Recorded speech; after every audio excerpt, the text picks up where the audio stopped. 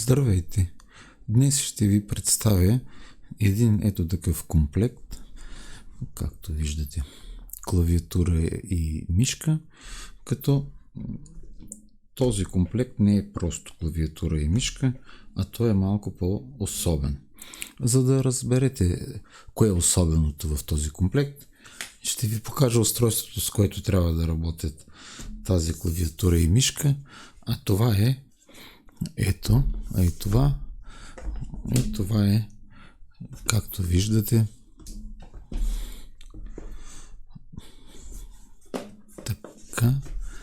така, това е iPad Pro. Изборът на този комплект се осъществи по една много проста характеристика и това е цената. Общо взето това е най-евтиния вариант на комплект клавиатура и мишка, който да поддържа Bluetooth. Както виждате, това е фирмата Rapul. Модела е 8000M. Доколкото успях да се информирам, първо е бил модел без M, а след това е доработена, като е поставен символ M. Аз не съм отварял до сега тази клавиатура. Тя е, както виждате, запечатана и затова ще я отворя. Ще видим какво представлява и ще видим какъв функционал тя ще ни предложи.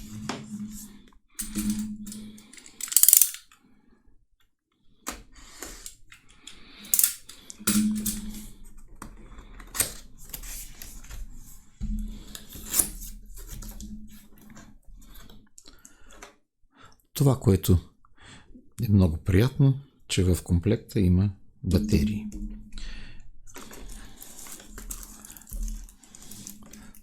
Ето и самата мишка.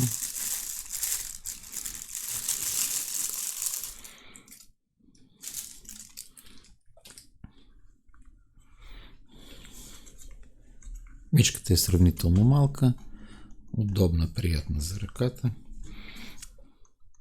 Има копчета, които съвсем тихичко щракат. Сега ще доближа до микрофона.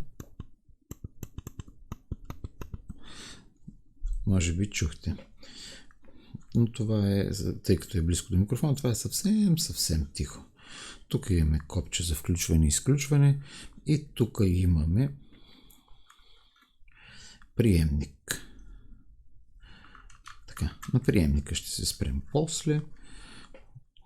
Тук имаме отсек за батерии. Докато още е в ръцете ни, ще поставим батерии.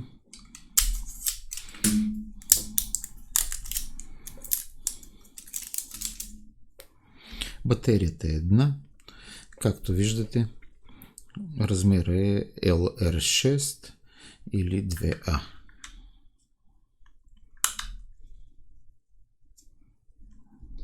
Така. Ще включа да видим дали ще светне. Така, не светва, но това не е необичайно, тъй като тя още не е подключена към устройство. Така, ще продължим да разглеждаме. Така, тук имаме преграда. Съответно, ще трябва да отворим и от другата страна.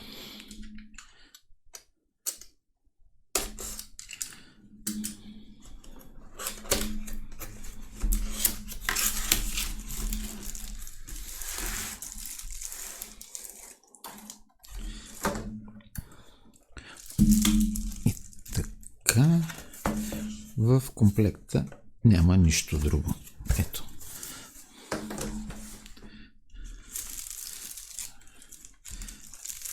Така, тук има документация на български език. Ето навсякъде е на български. И от тази страна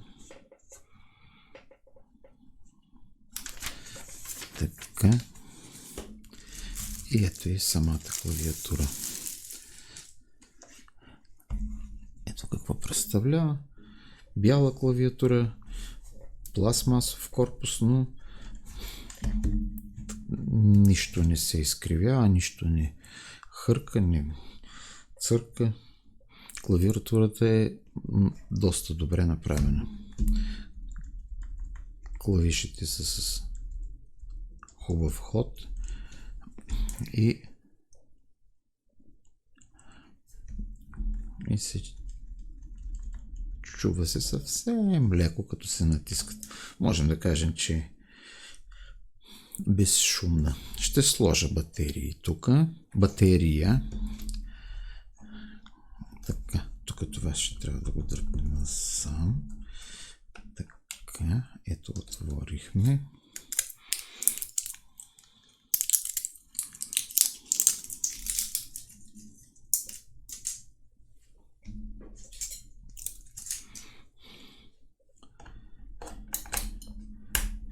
Тук е същата батерия LR6 или 2A. Тук забелязвам, има място, където може да се сложи този дънгъл. Ето. Всъщност, какъв е смисъла на това нещо? Ако ни трябва някъде само клавиатура, то можем да поставим тук и да отидем. Знам какво ще кажете, за какво е на Bluetooth клавиатура такъв дънгъл. Сега ще видим за какво. Така. Ето какво представлява комплекта.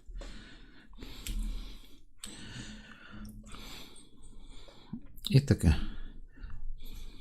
В тази част на клавиатурата, на цифрите 1, 2, 3, 4, има изобразен Bluetooth 1, Bluetooth 2, Bluetooth 3 и 2 и 4G. Всъщност тази клавиатура е комбинирана. Тя може да работи както на Bluetooth, така и чрез този дънгъл, както обикновена радиоклавиатура.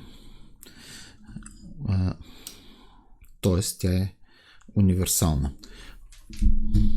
Като позволява настройка на клавиатурата към 3 Bluetooth устройства. Тоест, ако имаме 3 устройства, ние можем да ги конектнем и трите и след това само тук с FN1, FN2 и FN3 да избираме към кое устройство да работи клавиатурата. Тук освен това имаме надпис WinMac, което означава, че клавиатурата може да работи на устройство Apple. И другото, което е на пръв поглед се забелязва и е много приятно, това е, че на тези особени клавиши са написани и съответно Apple-ските команди. Control, Options и Command. И тук имаме също Command.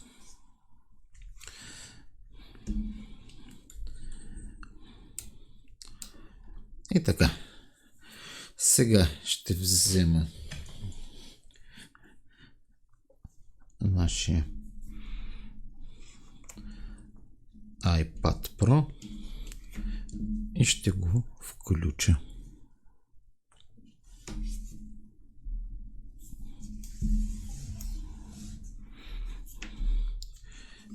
Изборът на малкия размер е продиктуван, както сами разбирате, от размера на самия iPad Pro.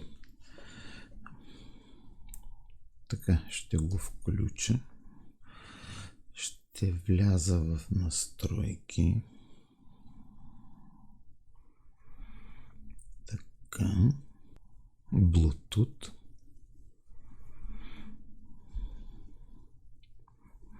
Така. Ще натисна FN1 и ще чакам докато светне ето и този светодиод. Той се вижда много леко. Явно е направен да не свети силно, за икономия на батерии. Както виждате, така. Тук се появиха две устройства, Bluetooth 3 и Bluetooth 4. Ще изберем Bluetooth 4, което ще ни позволи да следим и заряда на батериите. Свържи. Свързано. Информация. Така. Сега ще включа и мишката. Така. Ще натисна този бутон и ще го задържа.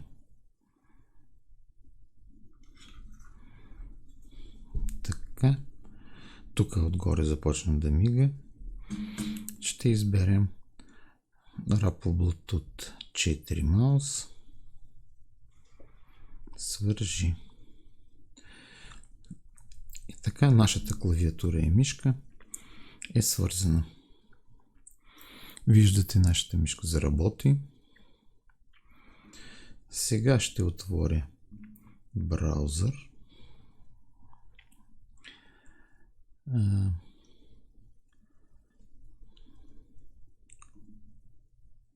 Режим цял екран и ще напиша k-test.ru. Това, което виждаме, че вече е избран режим Apple и можем да проверим клавиатурата.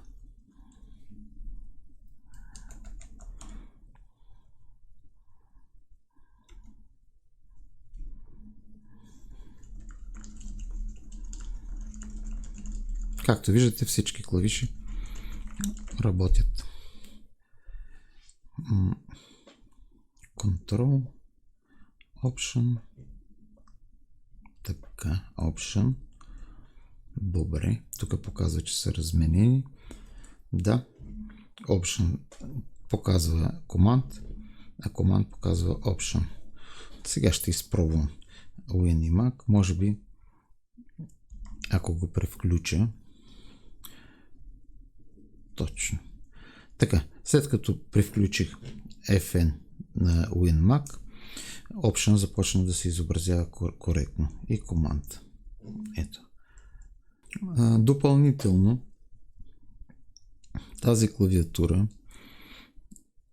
има допълнителни клавиши, които се избират чрез натискане на FN. Назад, напред, домашна страница, print screen, тук има някаква нота, play, stop, напред, назад, play, съответно увеличаване, намаляване на звука и муте, забраняване на звука. Win и Mac, както вече видяхте, тази клавиатура заедно с този дънгъл може да работи на 2,4 ГГц, както обикновена безжична клавиатура. Тоест, може да се включи към всеки компютър и ако изберем FN 2.4, тогава клавиатурата ще заработи като обикновена безжична клавиатура.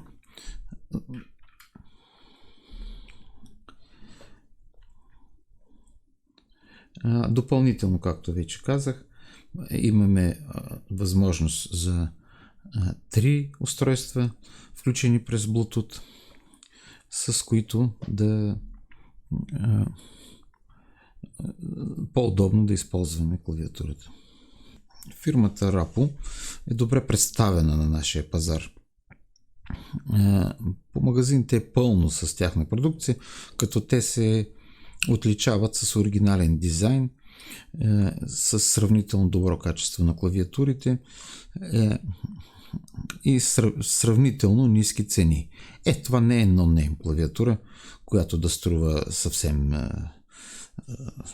ефтино, но за парите, които струва, тя е доста качествена. Ако трябва да сравним с оригиналната клавиатура на Apple и мишка, то мога да ви кажа, че тази клавиатура и мишка струват в пъти по-ефтино, като пъти е двуцифрено число.